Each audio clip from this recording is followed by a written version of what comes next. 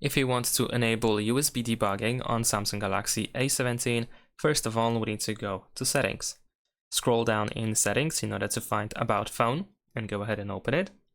Then we're gonna go to Software Information, and then we need to keep tapping on Build Number until we need to enter our screen lock password.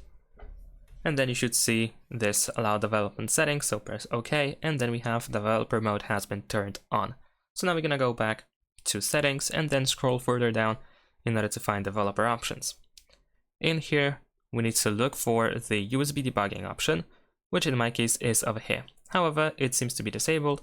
Here we can read that it is blocked by auto blocker. So in this case, we need to go back to Settings, scroll up to go to Security and Privacy, and then we need to disable the auto blocker over here.